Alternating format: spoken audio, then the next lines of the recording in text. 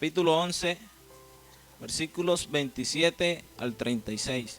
Dice: mientras él decía estas cosas, una mujer entre la multitud levantó la voz y le dijo: bienaventurado el vientre que te trajo y los senos que mamaste. Y él dijo: antes bienaventurados los que oyen la palabra de Dios y la guardan. Y apiñándose las multitudes comenzó a decir: esta generación es mala, demanda señal, pero señal no le será dada, sino la señal de Jonás. Porque así como Jonás fue señal a los ninivitas, también le será el Hijo del Hombre a esta generación. Verso 31. La reina del sur se levantará en el juicio con los hombres de esta generación y los condenará, porque ella vino de los fines de la tierra para oír la sabiduría de Salomón, y he aquí más que Salomón en este lugar.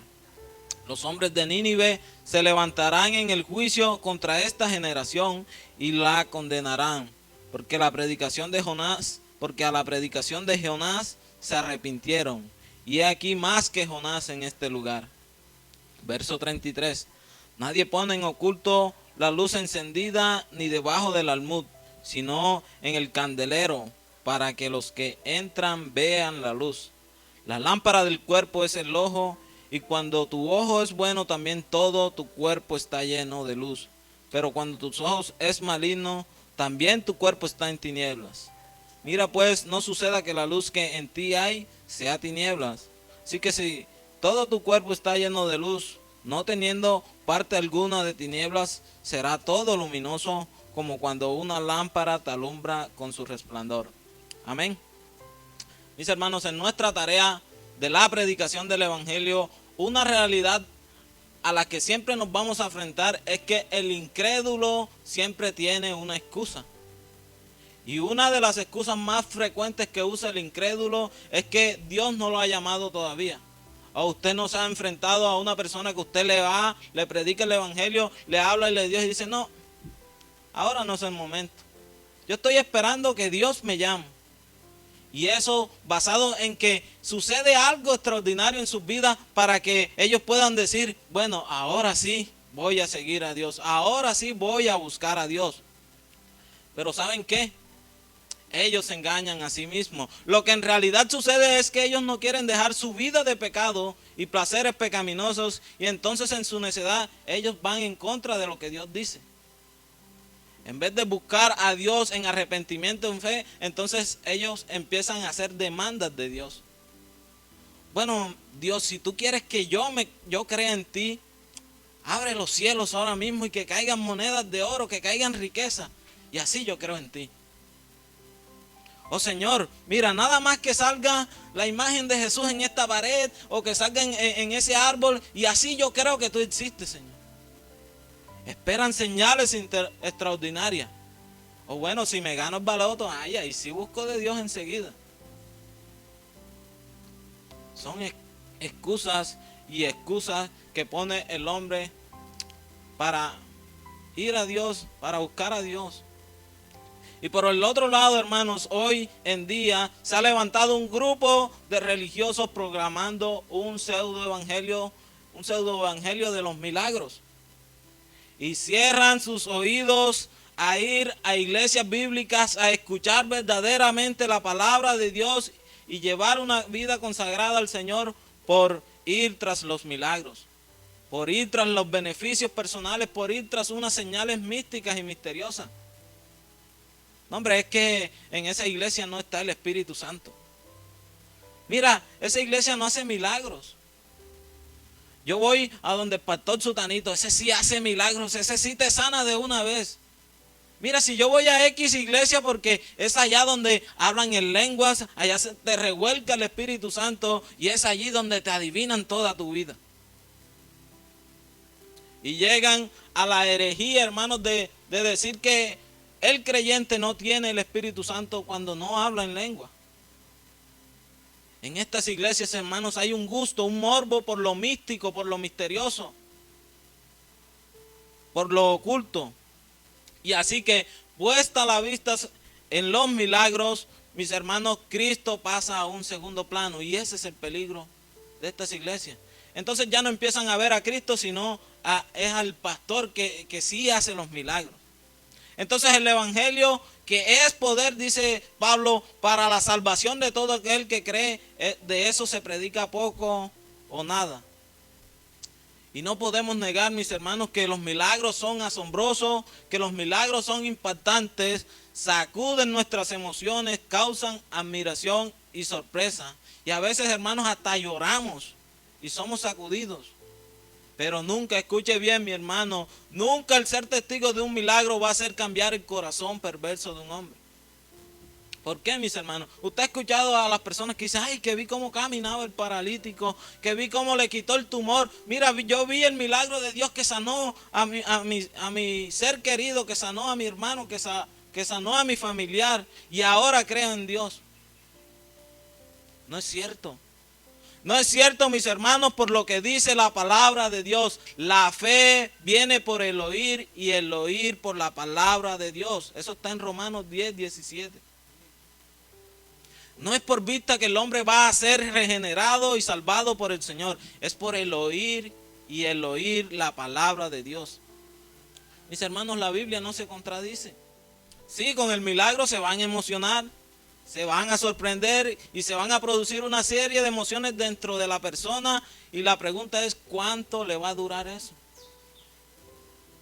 Yo he sido testigo de muchas personas que Dios ha hecho un milagro en su vida, que Dios le ha bendecido grandemente. Pero ¿cuánto le dura esa emoción?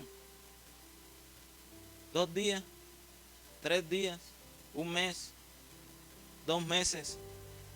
Y siguen y vuelven a lo mismo. Yo soy cristiano, pero al cabo de los meses vuelven a su vida pecaminosa. No es por ver, es por el oír y por guardar la palabra de Dios. Pero muchos han cerrado sus oídos. Y como dice 2 de Corintios, capítulo 4, versículo 4, el Dios de este siglo cegó el entendimiento de los incrédulos para que no resplandezca la luz del evangelio de la gloria de Cristo. ¿Y cuál es la imagen de Dios? Y esa, mis hermanos, es la reprensión de Cristo en este pasaje. En el texto, esta multitud que le seguía, dentro de los cuales él se dirige principalmente a los religiosos de la época. Él hace una reprensión acerca de sus convicciones y acerca de lo que buscaban. Él va a decir en este pasaje, la palabra tiene una supremacía por encima de cualquier cosa. La palabra de Dios tiene una supremacía sobre los milagros, sobre las señales. La palabra de Dios tiene una supremacía sobre el ser familiar o ser de raza judía o ser familiar de Cristo mismo. Así que he decidido llamar este mensaje la bienaventuranza de la palabra de Dios. En primer lugar, veremos una visión corta de la bienaventuranza. Dice el verso 27, mientras él decía estas cosas, una mujer de entre la multitud levantó la voz y le dijo, bienaventurado el vientre que te trajo y los senos que mamaste. En el contexto de este pasaje, mis hermanos, Jesús había acabado de sanar, había liberado a un endemoniado que era mudo. Pero un grupo de fariseos, un grupo de líderes religiosos empezaron a decir que el Señor había hecho esta liberación por medio de Satanás. Y por el pasaje paralelo de Mateo capítulo 12, versículo 38, sabemos que para tentarle, los escribas y los fariseos, es decir, los líderes religiosos de la nación de Israel, le pidieron al Señor que le hiciera una señal del cielo. Ahora, es en medio de este milagro y de esta discusión que Lucas introduce la intervención de esta mujer. Los religiosos están peleando con Jesucristo, están diciendo, tú liberaste a ese endemoniado por Satanás. Y en medio de esta discusión Lucas mete esta historia. Y esta mujer ha escuchado atentamente lo que el Señor decía. Ahora, hermanos, a primera vista el texto parece fuera de contexto. Pero esta es la introducción a una gran enseñanza de Jesús. Y es que el Señor va a decir, no es por vista, no es por emociones, no es por ser pariente cercano de Cristo que el hombre alcanza la dicha, que el hombre alcanza la bienaventuranza, que el hombre alcanza la vida eterna, sino por el oír con fe y guardar la palabra de Dios. El Señor nos va a dar una gran enseñanza aquí. Y Él va a decir, no es por vista, no es por emociones, no es por ser pariente cercano de Cristo que el hombre alcanza la salvación, sino por guardar la palabra de Dios, sino por oír con fe y guardar la palabra de Dios. Y dice que mientras Él decía estas cosas, esta mujer entre la multitud se levantó y levantó la voz y dijo, bienaventurado el vientre que te trajo y los senos que mamaste. Sin duda esta mujer había escuchado atentamente lo que Jesús decía y también había observado sus obras maravillosas. Y con mucha emoción quería hablar de lo que Jesús estaba haciendo de una manera indirecta, alabando a su madre. Ella quería glorificar a Cristo. De una manera indirecta era haciendo gloria o alabando a la madre de Jesús. No es por ser. Entonces, lo que ella dijo fue semejante a lo que dijo Elizabeth, el capítulo 1 de Lucas, versículo 41. Dice que Elizabeth, llena del Espíritu Santo, en el versículo 42, exclamó a gran voz y dijo, bendita tú entre las mujeres y bendito el fruto de tu vientre. Esta mujer se levantó y estaba cumpliendo la profecía, la misma profecía hecha por María. Cuando el Señor le trae la noticia de que ella será la portadora, ella será de quien nacerá el Salvador. Y en Lucas capítulo 1, versículo 48, la misma María dice, pues he aquí desde ahora me dirán bienaventuradas todas las generaciones. Sin duda alguna el ser pariente cercano, más aún el ser la madre del Mesías, era una bendición para María. Pero esta visión se quedaba corta con lo que significa ser un verdadero bienaventurado en el reino de Dios. Y por eso el Señor dice en esta, más bienaventurado es aquel que oye la palabra de Dios y la guarda. La visión de esta mujer, para la visión de esta mujer, eran más felices aquellas personas y eran más dichosas aquellas personas que eran parientes físicas del Señor Jesús. Es decir, su mamá, sus hermanos, José, su papá. Pero eso, mis hermanos, no era lo que pensaba Jesús. Él dijo, antes bienaventurados los que oyen la palabra de Dios y la guardan. Es bueno que las emociones sean movidas por la palabra. Y los hechos de Jesús, los milagros que Jesús hacía, mueven las emociones, pero también hay que ser realistas, mis hermanos. Muchas personas se acercan a Dios por pura emoción.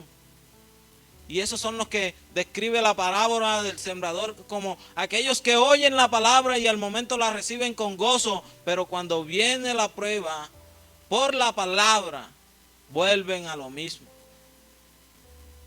Ahora en el Evangelio sin duda nos debe afectar emocionalmente a nosotros. Pero Jesús quiere ver más que esto, más que emociones en nosotros.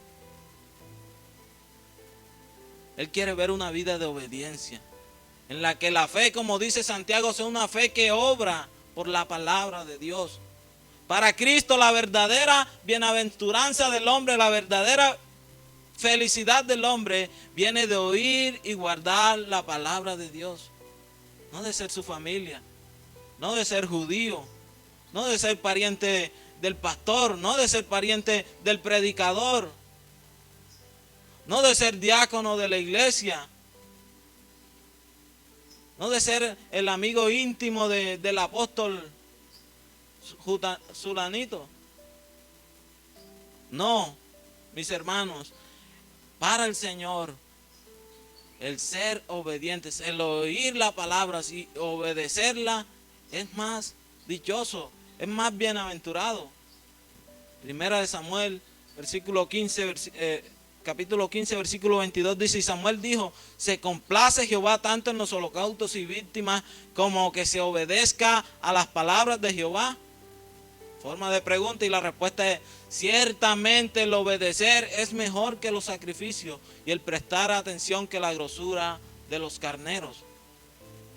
Para estos religiosos que acusaban a Jesús, eran más importantes sus leyes y sus sacrificios por encima de oír y obedecer la palabra de Dios. Y mucho más allá, por encima de Jesucristo el Salvador. Ellos habían decidido rechazarlo abiertamente. Así que la pregunta para cada uno de ustedes, hermanos, la pregunta que cabe para nosotros hoy es: ¿cuál es la visión que tienes tú de Cristo?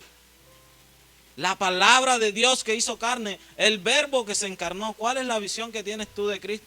¿Cuál es la importancia que le das tú a la palabra en tu vida?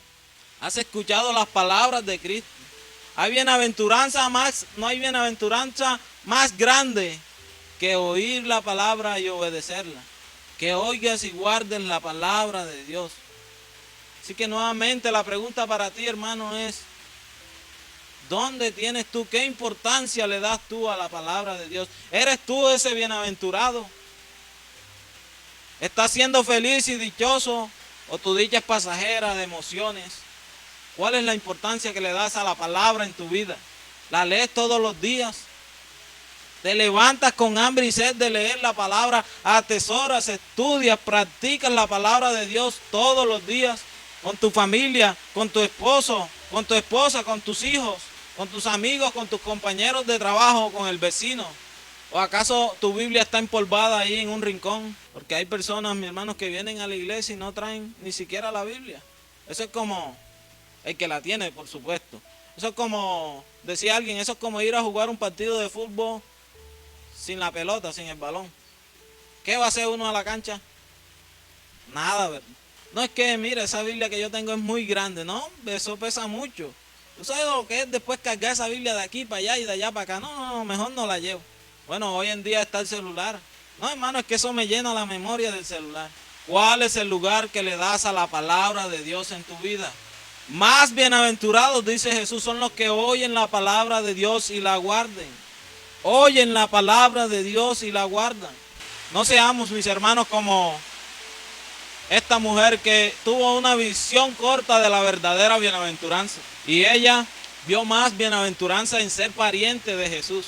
Que nosotros podamos enfocarnos en la palabra de Dios, en la supremacía de la palabra de Dios. Mira, el Salmo 19 nos habla de que la palabra de Dios es la que convierte el alma. Y todo el Salmo 19 nos habla de la riqueza y de la grandeza de la palabra de Dios. Oh, cuánto amo yo tu ley. Todo el día es ella mi meditación. Y eso nos lleva a nuestro segundo punto, y es el juicio por rechazar la palabra. Y apeñándose las multitudes comenzó a decir, este es Cristo: esta generación es mala, demanda señal, pero señal no se le será dada sino la señal de Jonás. Así que Jesús retoma la demanda hecha por los escribas y los fariseos en el versículo 16. Nos muestra que ésta tenía la intención de tentarle, así que probablemente estos judíos pidieron señal del cielo porque creían que Jesús no podía hacer tal señal. Y luego entonces ellos podrían decir: ya ven ustedes, este tal Jesús es un falso Mesías. Pero el Señor conoce la intención de los corazones y los pensamientos de estos religiosos. Y en su respuesta, el Señor proclama juicio para ellos. En rechazar al verbo, en rechazar a Cristo como el Salvador.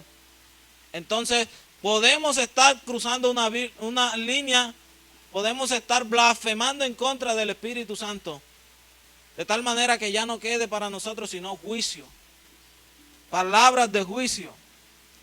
Así que la calumnia y el juicio que querían levantar contra Cristo iba a ser más bien señal del juicio venidero para ellos.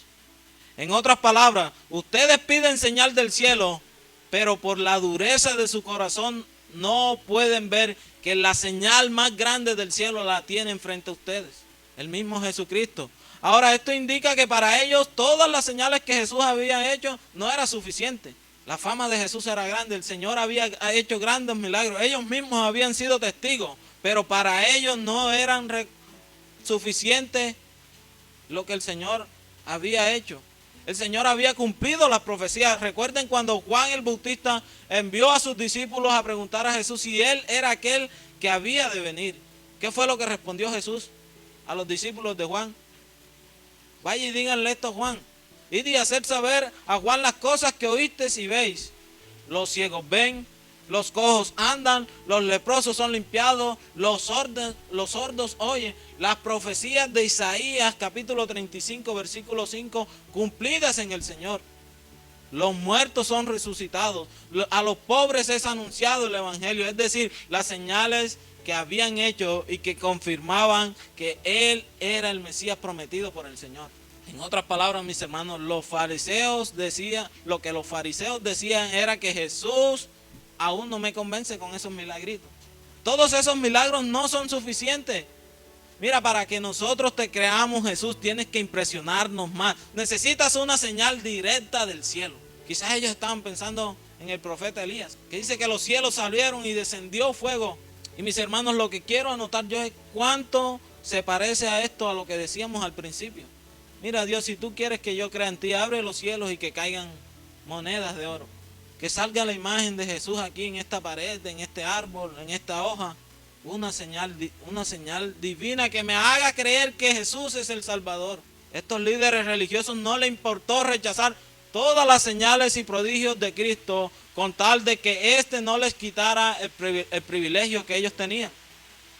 No les importó blasfemar en contra del Espíritu Santo. Ese hace todas las cosas por Satanás. Libera a los demonios es por Satanás.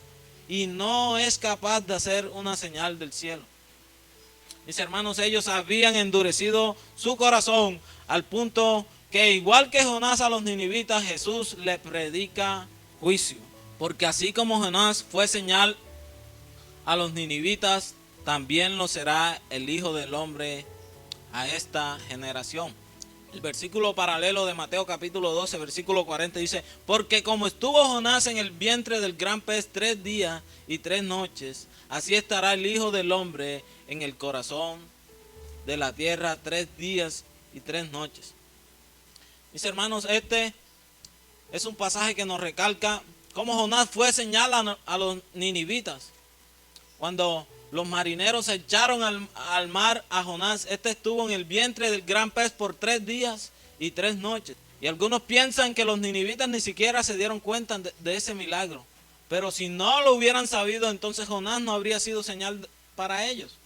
El milagro de estar 3 días y 3 noches en el vientre del gran pez y luego ser echado en tierra por el pez fue la señal a los ninivitas. Pero dice la palabra que fue solo hasta la predicación de la palabra que ellos se arrepintieron. Así que la estancia de Jonás en el estómago de este gran pez prefiguraba la estancia de Jesús por 3 días y 3 noches en el corazón de la tierra y luego resucitar de allí. Jonás salió del vientre del gran pez como si hubiera salido vivo de la tumba, así como Cristo salió vivo de la tumba. Esta señal era prueba de que Jonás era profeta enviado por Dios, de la misma manera que Dios levantó a Jesús entre los muertos para confirmar que le había enviado para ser el Salvador del mundo.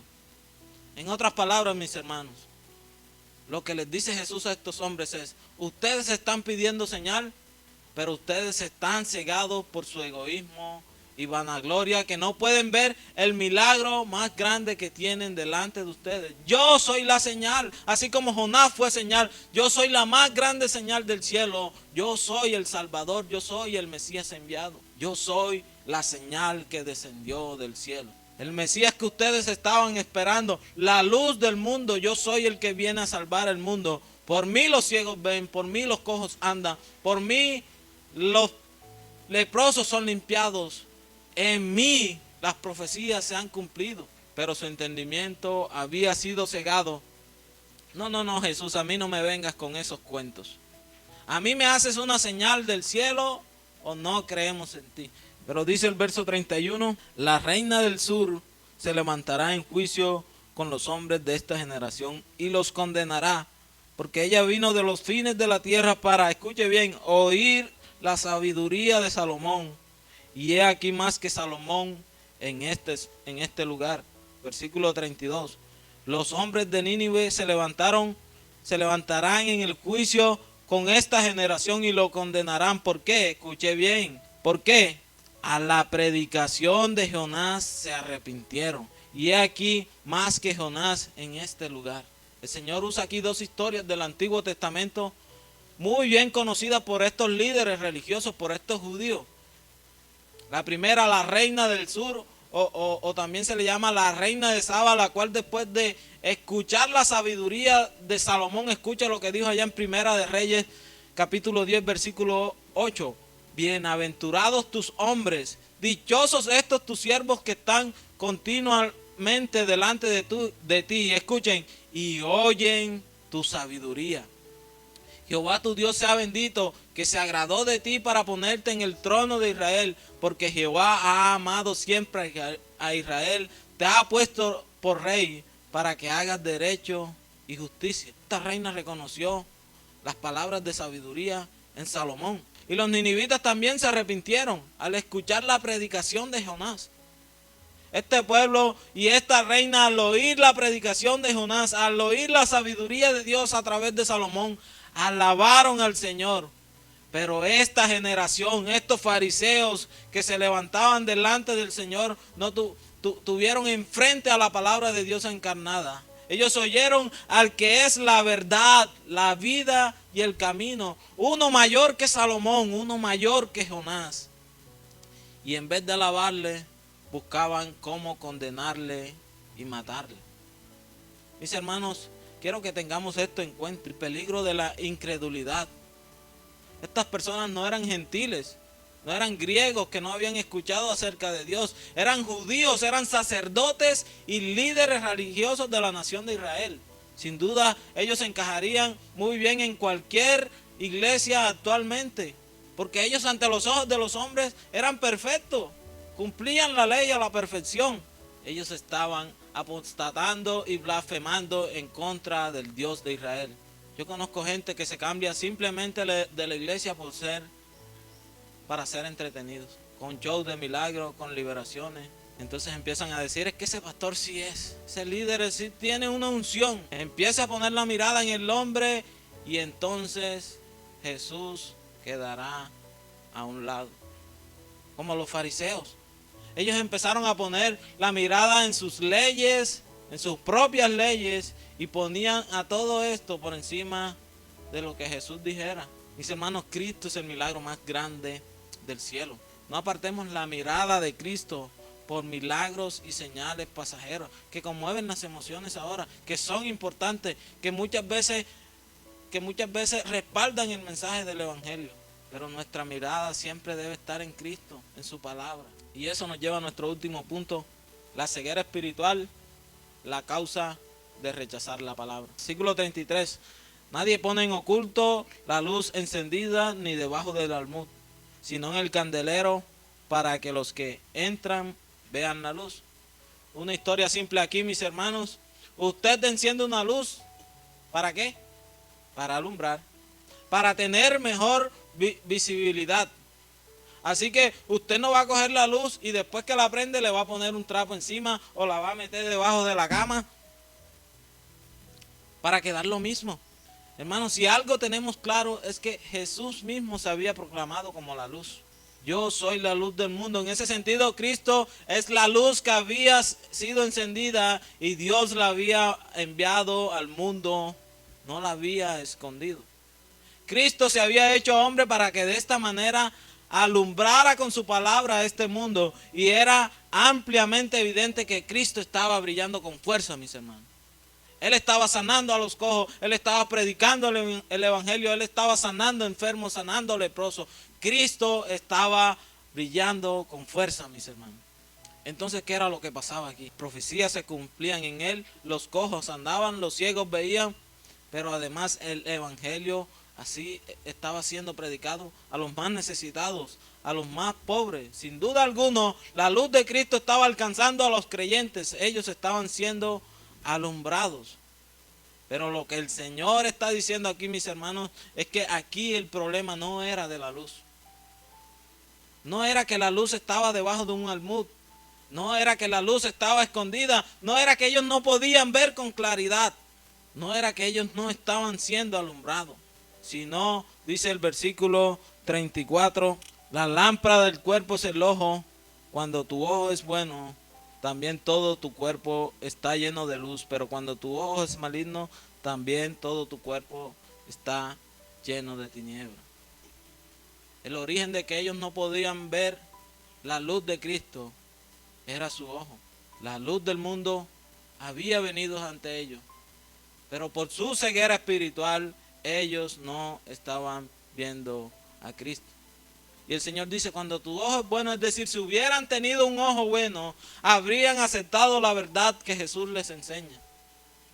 Si su ojo hubiera sido bueno, habrían visto a Jesús como más grande que Jonás y como más grande que Salomón. Si su ojo hubiera sido bueno, entonces también todo su cuerpo estaría lleno de luz. Es decir, la mano le sería útil para servir a Jesús haciendo buenas obras de acuerdo a su voluntad. Los pies no solamente no tropezarían, sino que llevarían al cuerpo para que la boca anunciara el evangelio de la salvación. Si su ojo hubiera sido bueno, entonces ellos mismos serían luz ante todo el mundo y no estarían buscando la forma de matar a Jesucristo. Pero cuando tu ojo es maligno, dice el Señor, también tu cuerpo está en tiniebla.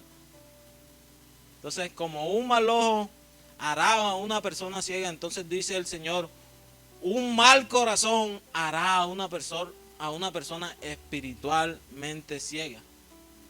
Hay que ser ciegos espiritualmente para atribuir los milagros que Jesús hacía a Satanás y hacer caso omiso de la obra de Jesús ante los ojos para vivir con hipocresía. En otras palabras, mis hermanos, lo que Jesús dice, el problema no es que yo no esté alumbrando.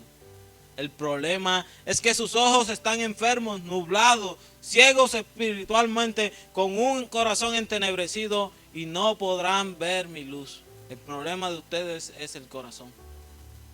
Como en la parábola del sembrador, mis hermanos.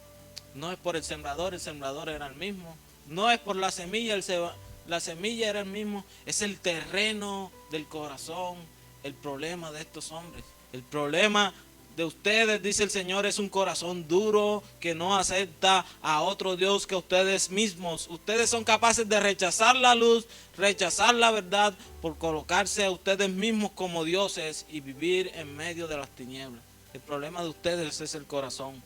Un corazón cauterizado por el orgullo, por su propia justicia, por su vanagloria. Entonces la pregunta es, ¿por qué no podían los escribas y los fariseos ver que Jesús era más que Jonás, más que Salomón?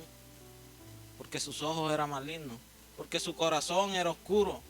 Solamente vieron a Jesús como un cómplice de Satanás. Rechazaron a Cristo y en vez de confesarle con su boca, hablaban blasfemia en contra de él. La ignorancia y rebeldía de los fariseos y líderes religiosos no se debió a la falta de oportunidad, a la falta de luz que brillara en medio de ellos, más bien se debió a su ojo malo, su prejuicio, a su corazón malvado. Cuando pidieron señal del cielo no querían más luz, pues no aprovechaban la luz que tenían enfrente. Juan capítulo 3 versículo 19, y esta es la condenación, que la luz vino al mundo y los hombres amaron más las tinieblas que la luz, porque sus obras eran malas.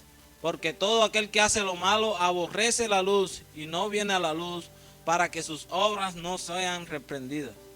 Mas el que practica la verdad viene a la luz para que sea manifiesto que sus obras son hechas de Dios. Muchos se han cegado completamente por no querer aprovechar la luz de Jesucristo. Mas habiendo conocido a Dios, no le glorificaron. Romanos capítulo 1, versículo 21.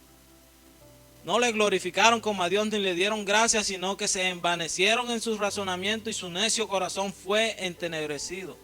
Profesando ser sabios, se hicieron necios y cambiaron la gloria de Dios incorruptible en semejanza de imagen de hombre corruptible, de aves, de cuadrúpedos y de reptiles, por lo cual también Dios los entregó a la inmundicia en las concupiscencias de su corazón, de modo que deshonraron entre sí sus propios cuerpos, ya que cambiaron la verdad de Dios por la mentira, honrando y dando culto a las criaturas antes que al Creador, el cual es bendito por los siglos.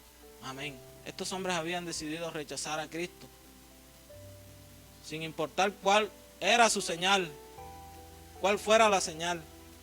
Cristo había hecho muchos milagros, Cristo estaba brillando con fuerza, pero ellos eran unos ciegos espirituales. Y dice el versículo 35, mira pues, no suceda que la luz en ti sea tiniebla. Dice, hermanos, este texto nos invita a revisarnos a nosotros mismos. En otras palabras, lo que el Señor está diciendo aquí, si ustedes son todo lo que dicen ser, los iluminados del pueblo, los llenos de luz, los que guardan la ley, los más justos, revísense, porque lo que yo veo en ustedes es oscuridad. Versículo 36, así que si todo tu cuerpo está lleno de luz, no teniendo parte alguna de tinieblas, será todo luminoso. Cuando una lámpara te alumbra como cuando una lámpara te alumbra con su resplandor. Ustedes dicen ser los guías del pueblo, la luz del pueblo. Entonces ustedes deberían andar como tal, dice el Señor. Sin ignorancia, sin rebeldía. Si su vida es enteramente espiritual, sin nada de obras de la carne, ¿por qué blasfeman contra Dios? ¿Por qué tientan a Dios? Si ustedes fueran la luz, entonces ustedes andarían alumbrando al ciego, al paralítico. Ustedes estarían ayudando al necesitado. Dice, hermanos, esto nos invita a nosotros a evaluar nuestra vida. Este es el llamado para ti hoy. Revísate. Evalúate tú mismo. Tu corazón está bien, hermano.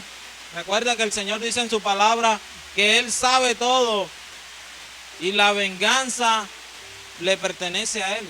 ¿Cómo está tu corazón? La palabra nos manda y dice, considera a tu hermano como mayor a ti mismo, dice Pablo. Vanagloria, mira que yo soy el que más hago en esta iglesia. Si no fuera por mí, esta iglesia se caería. Recuerda, haciendo todo como para el Señor. Siervos inútiles somos, dice su palabra. Evalúa tu corazón. ¿Dónde está tu mirada?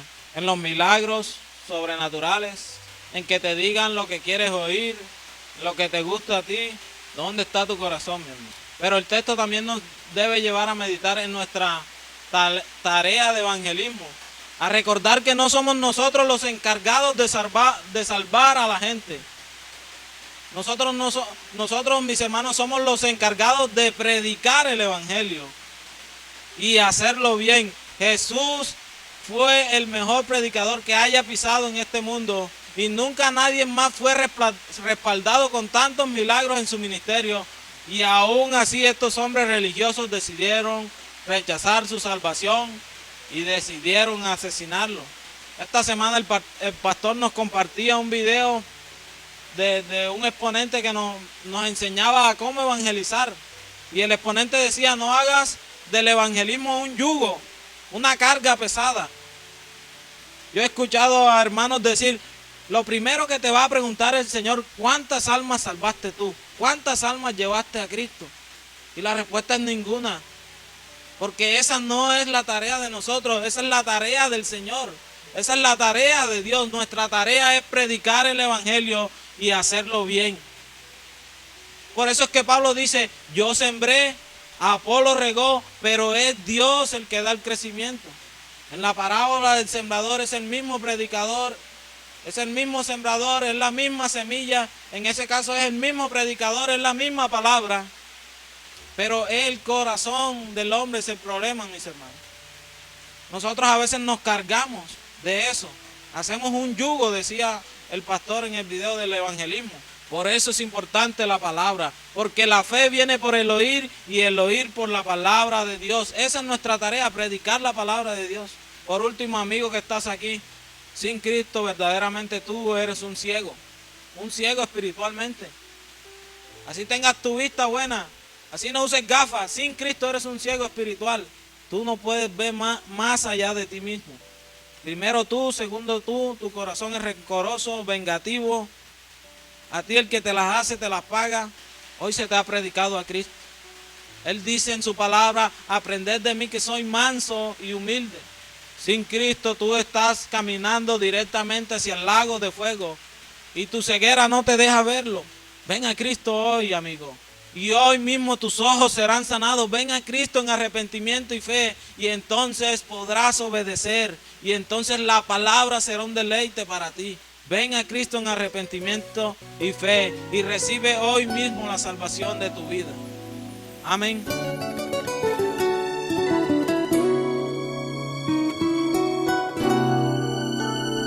Oh pecador, si tú pudieras comprender cuando te llama la voz del Salvador, y si pudieras humillar tu corazón para después sentir el gozo de su amor. ¿Por qué luchar por no escuchar que en una vez en el Calvario por tu alma se entregó, y por amarte a ti vino a morir aquí para mostrarte que en él hay salvación?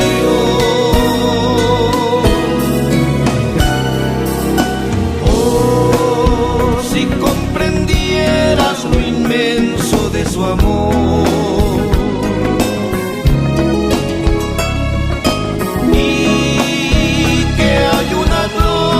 que te espera más allá.